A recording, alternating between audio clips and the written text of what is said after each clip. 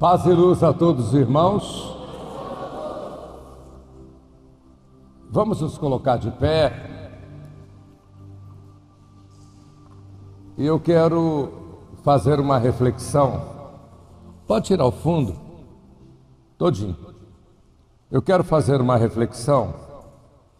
Eu queria pedir a técnica para colocar o fundo, por favor, que nós usamos. Que vai durar pouquinho, mas que vai marcar muito a nossa vida. 1 Coríntios, no capítulo 6. Eu vou falar sobre os 3 tipos de pecados que nós não podemos cometer e às vezes cometemos. Eu quero pedir às crianças para ficarem de pé. Isso. É uma questão de disciplina no aprendizado das coisas da casa de Deus. Diz assim, 1 Coríntios 6,12: todas as coisas me são lícitas, mas nem todas me convêm. Todas as coisas me são lícitas, mas eu não posso me deixar dominar por nenhuma. Preste atenção, que Deus fez você para dominar a situação da sua vida, para dominar o seu corpo, para dominar qualquer que seja a situação, e não para ser dominado.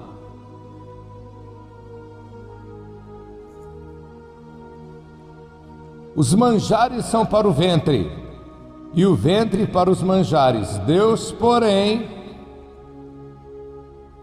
aniquilará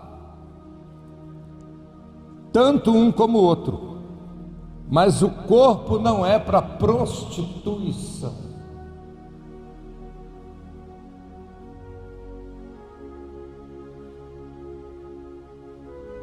Quem habita no teu corpo é o Espírito Santo. O corpo não é para prostituição.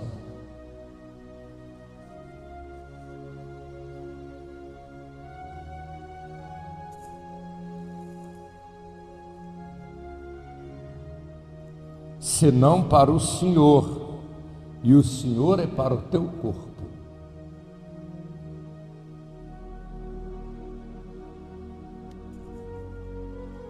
Ora, Deus, que também ressuscitou o Senhor, nos ressuscitará a nós pelo seu poder.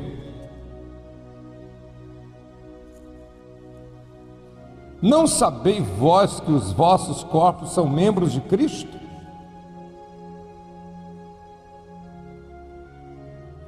Tornarei, pois, os membros de Cristo, e fá-los-ei membros de uma meretriz?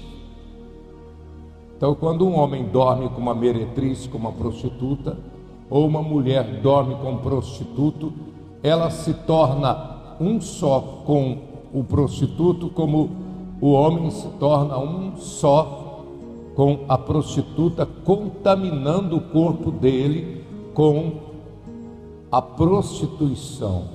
Quem não sabe, o Exu da prostituição é a pombagira. Quem dorme com uma prostituta dorme com a pombagira.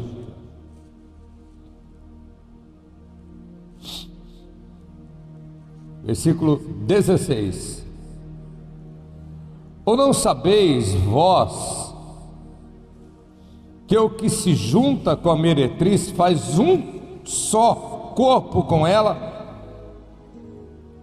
Porque serão, disse, 2 uma só carne.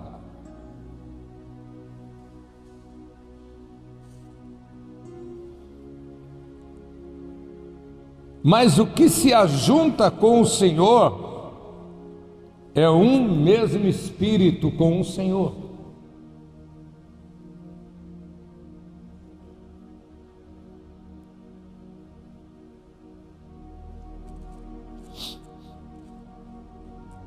fugir da prostituição.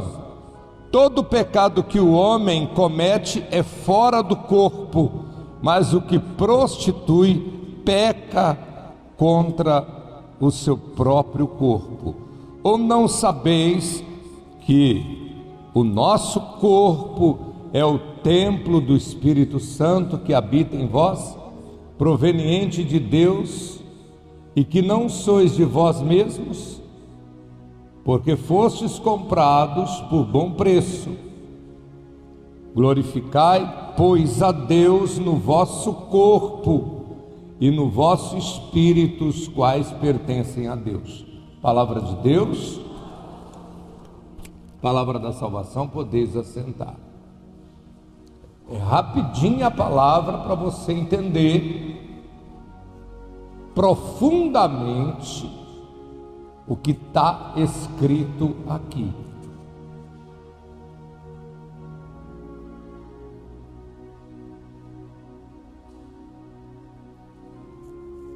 A pessoa que prostitui, ela peca contra o corpo dela.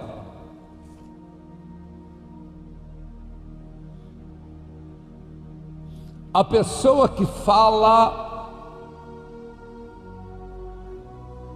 pelas ventas, fala, não paga imposto, fala, ela peca contra o corpo dela.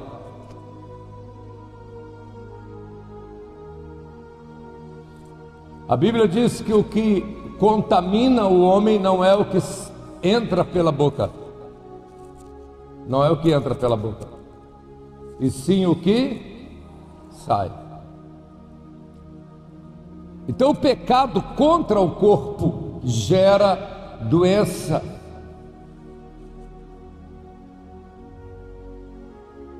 Uma palavra que você fala que enfraquece uma pessoa na fé, você produz doença no seu corpo, produz fracasso na sua vida, produz derrota no seu caminho, na sua vida profissional, na sua vida sentimental, na sua vida familiar, porque fala demais, fala o que não deveria falar, peca contra você mesmo.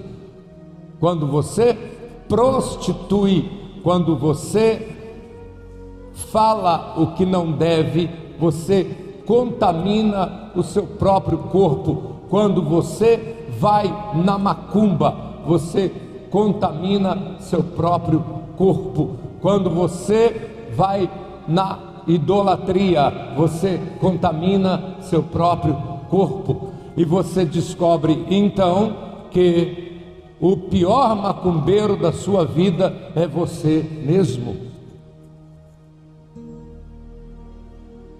O pior feiticeiro da sua vida é a sua própria língua.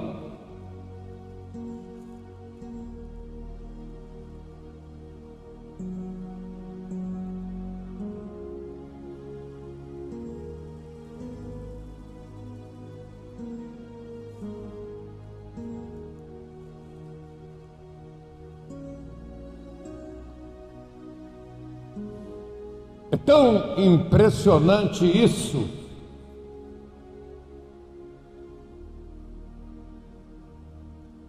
que nós temos que abrir a nossa boca para produzir bênçãos.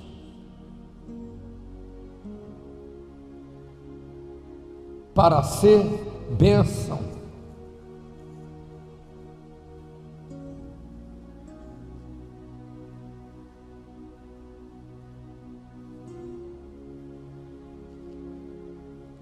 A minha esposa, quando ela se arruma, ela pergunta para mim: estou bonita?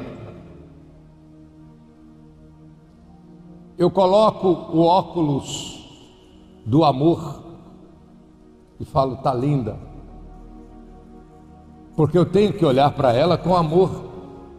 Se ela não estiver bonita e eu falar que ela está feia, eu vou ferir a alma dela, e eu vou estar falando pela justiça. Quem usa a justiça é inimigo. Quem é amigo, quem é amor, usa o amor, usa a misericórdia.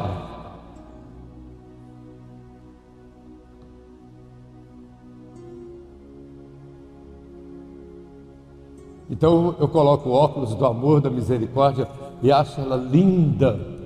E ela, quando olha para mim, eu posso estar feio, ela põe o óculos do amor, da misericórdia, e me acha lindo.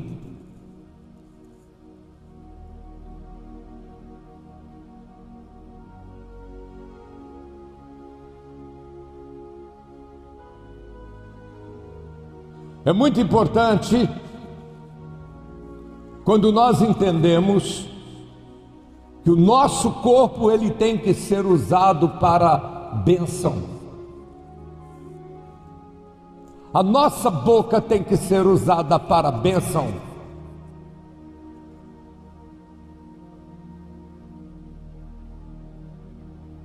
E quando nós falamos coisas que não edificam, a nossa boca é usada para nossa desgraça e não para a desgraça de quem a gente falou mal.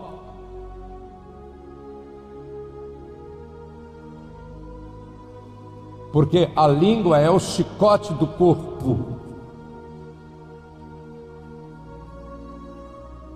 E ela contamina o corpo com doenças, com amarrações, com demônios terríveis. Então, o primeiro pecado grave, porque tudo é pecado, mas existe na separação teológica e na revelação uma diferença para você saber.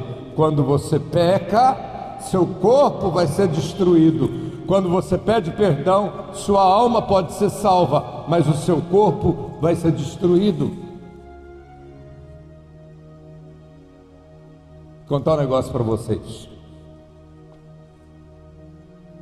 Eu tive uma revelação com um rapaz muito inteligente. Permita-me não citar o nome. Eu disse para ele o seguinte: você é um pastor,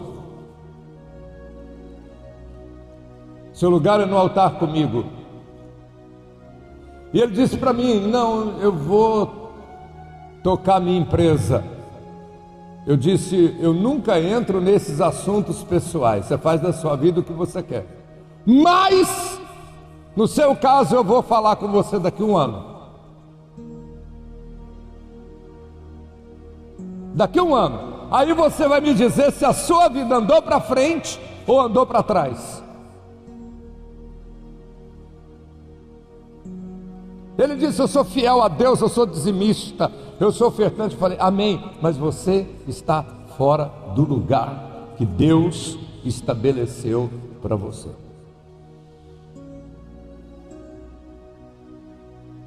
Então eu vou entrar aqui agora num segundo tipo de pecado que nos atrapalha. O pecado contra o próximo. Abra sua Bíblia, Mateus capítulo 7, versículo 12. Mateus capítulo 7, versículo 12.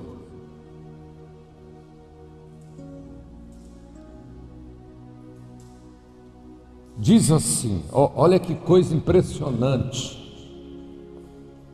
Olha que coisa impressionante. Diz assim: portanto, tudo o que vós quereis que os homens vos façam, fazei-lo também vós, porque esta é a lei e os profetas.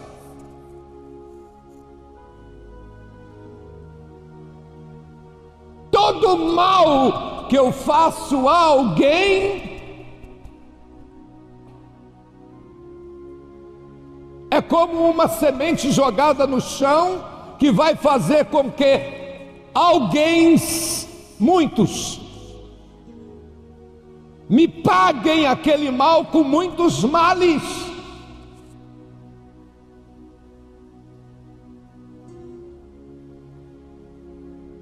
Meu pai plantava milho no lote.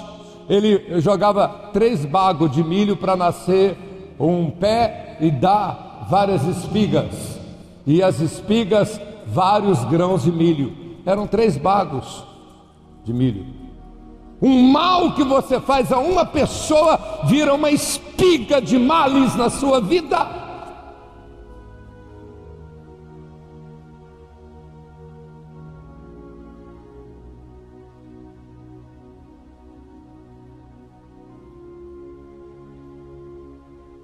Eu tive um problema sério em Belo Horizonte com um jovem que engravidou uma moça.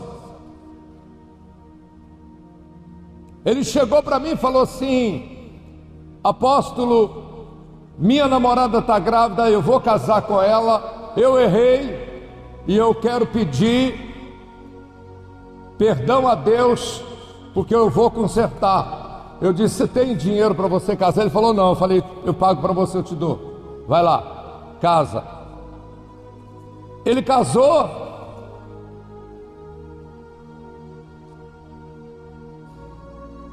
E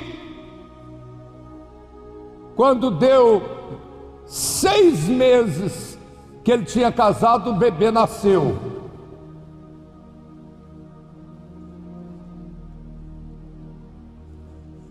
Uma irmã chegou para mim, uma fofoqueira, e falou assim: eu fiz as contas. O menino nasceu bonito, lindo, maravilhoso, e ela só tinha 6 meses de casada. Eu disse: a senhora vai cuidar da vida da senhora, porque a senhora tem problemas na casa da senhora. A senhora já cometeu cada pecado cabeludo, que se eu abrir a boca e falar, a senhora nem aqui na igreja vai vir de vergonha. Então não acuse, não use de justiça, de verdade para acusar o irmão. Use de misericórdia, porque se plantamos misericórdia, colhemos misericórdia. A Bíblia diz que só alcança misericórdia aquele que for misericordioso.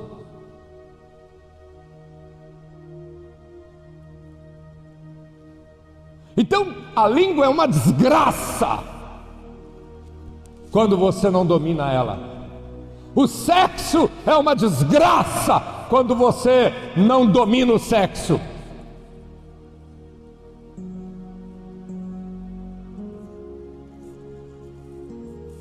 Então o pecado contra outrem, eu não posso prejudicar o meu irmão. Eu esbarrei num carro,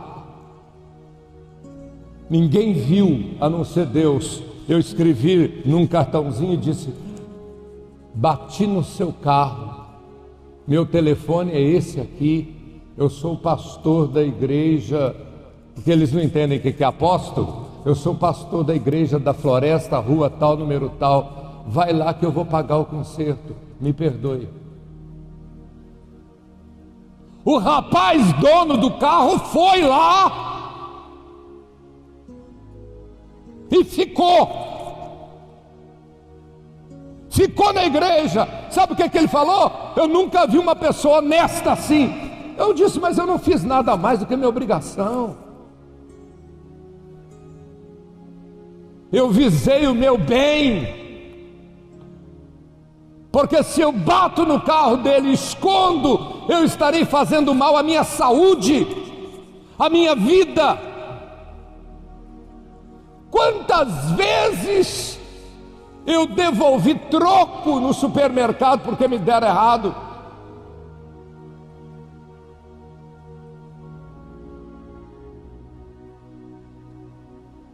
Porque eu estou visando isso.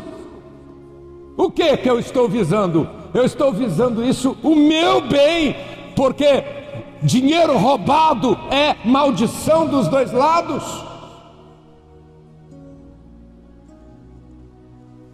Então eu não posso fazer mal a uma pessoa, ainda que eu tenha razão.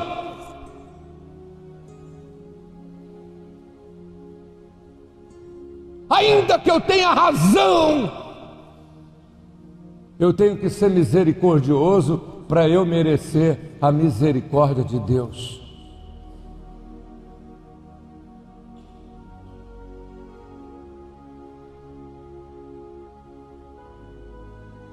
Terceiro pecado contra a obra. Jeremias 48:10. Esse é terrível. Esse, para mim, de todos, é o que mais traz consequência desastrosa.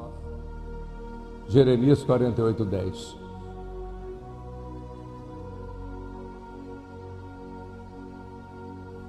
Diz assim: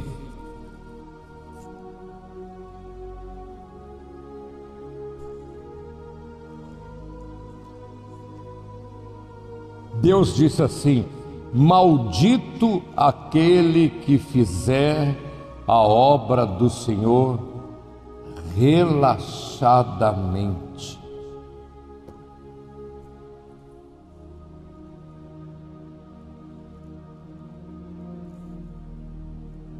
O que é isso? É o pecado contra a fé.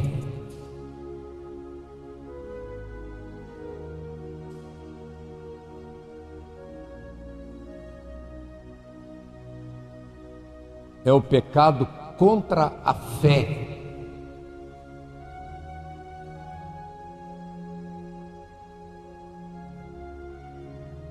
A fé que vence o mundo. Se eu peco contra a minha fé, se eu peco contra a minha fé, eu me torno fraco e derrotado pelo mundo, pelo diabo, pela macumba, pela inveja, por tudo quanto é coisa ruim.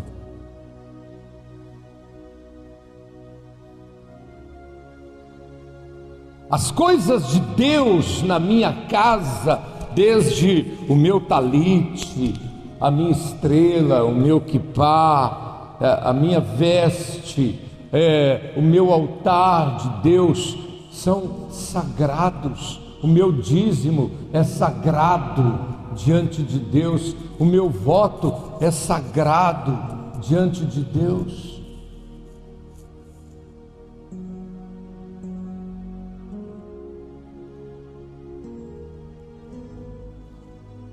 Um voto quebrado é maldição. Uma pessoa que não é fiel no dízimo é maldita. Mesmo que ela peça perdão a Deus, ela pede perdão, no mês seguinte ela não entrega o dízimo. Ela pede perdão, no outro mês também não entrega o dízimo. Ela pede perdão, mas não cumpre o voto. Ela é maldita. Aquele pedido de perdão foi hipócrita. Foi falso. Por quê? Porque Deus só perdoa quando há arrependimento, mudança de atitude, mudança de propósito. Da mesma forma a prostituição, ele pede perdão e vai lá de novo na podridão e mergulha na lama da sujeira, na lama de fezes da prostituição, do podre da prostituição. E depois ele vai lá e pede perdão de novo. E depois ele volta lá na prostituição, pega tudo quanto é pudriqueira da prostituição e leva para a esposa dele e despeja na esposa dele, que é uma mulher honrada, limpa.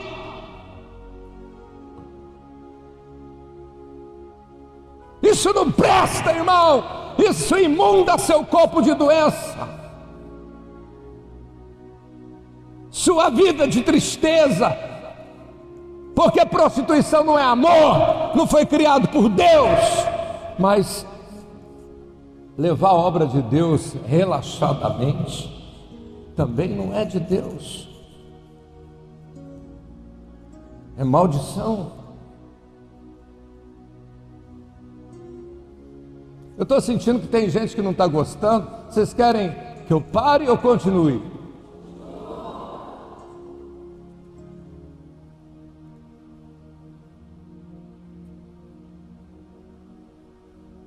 A nossa vida, irmão, precisa ter paz. A nossa vida precisa ter alegria. O nosso trabalho precisa ser produtivo. Olha a vida financeira, a vida profissional do linguarudo, para você ver que desgraça que é. Não vai para frente, porque ele mesmo é feiticeiro dele mesmo.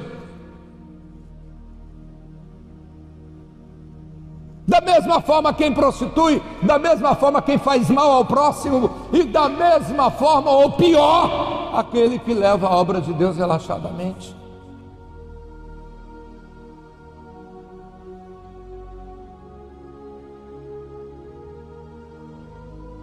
Porque o que vale na sua vida, o que é? O que é que vale na nossa vida? É ter paz, é ter alegria, é ser feliz. Eu nunca tive medo de nada, e muito menos de morrer. Mas eu tinha um medo de morrer e não ver essa catedral pronta. Eu falava, meu Deus, eu não quero que o Senhor me leve sem eu ver a catedral pronta.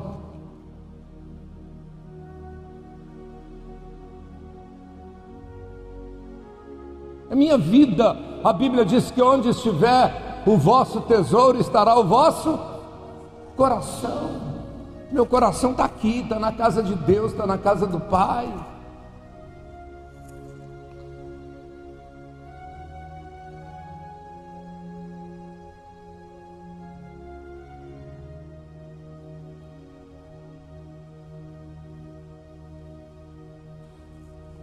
Então é muito importante, povo de Deus,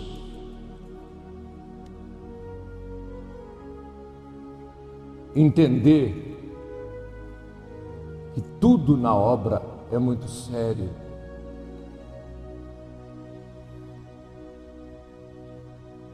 Quando eu subo o Monte Manaim descalço,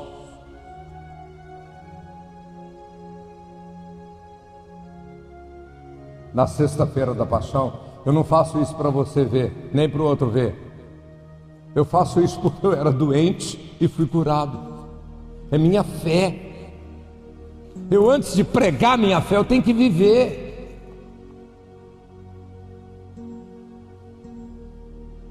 Você tem neto? Tem neta? Você cuida dos seus netos espiritualmente? Você cuida dos seus filhos espiritualmente?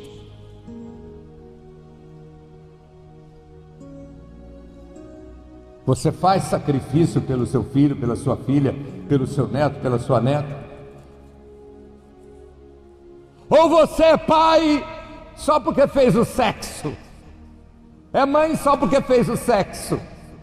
Aí é fácil, né?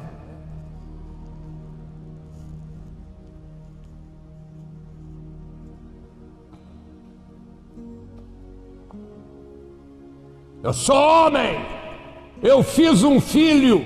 Isso não significa nada. Eu sou mulher, eu sou mãe, eu fiz um filho. Isso não significa nada. Significa se você cuidar do seu filho. Eu estou errado, irmãos? Significa se você buscar a Deus pelo seu filho, sacrificar pelo seu filho, cuidar do seu filho.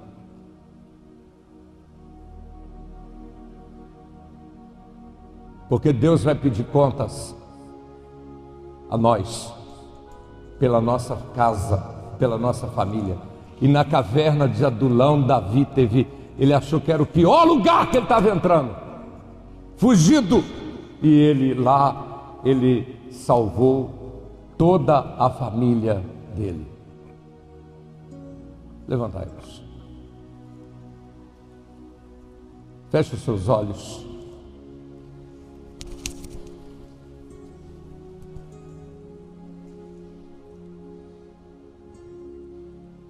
Pense na sua casa, na sua família.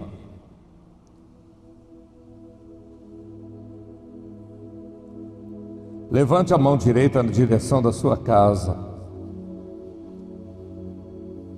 Se errar a direção, o Espírito Santo conserta. Senhor meu Deus, Senhor meu Pai, eu apresento a família, a casa deste irmão, desta irmã, e no nome de Jesus, eu estou agora ministrando a tua bênção para que o teu Espírito venha dominar aquela casa, a casa de cada pessoa aqui representada, dominar os filhos, o marido, a esposa, o pai, a mãe, o irmão, a irmã, os netos, para que aconteça com eles o que aconteceu com Davi, quando entrou na caverna de Adulão, e o primeiro milagre que ele recebeu do Senhor foi ter a família com ele novamente. Meu Deus, não é porque o casal é separado que é sem família, não. Família significa reconhecer os filhos com amor, reconhecer os netos com amor e lutar espiritualmente, também espiritualmente, em favor dos filhos, em favor dos netos, em favor das pessoas amadas, da esposa, do marido. Pai, estenda as tuas mãos. Dá, Senhor, a revelação da caverna de Adulão a cada um dos teus filhos aqui presentes, a cada uma das tuas filhas que nos assiste, que nos ouve, em nome de Jesus, e todos digam amém. Fala comigo, eu recebo, em nome de Jesus. Amém. Vamos dar uma salva de palmas para Jesus. Amém.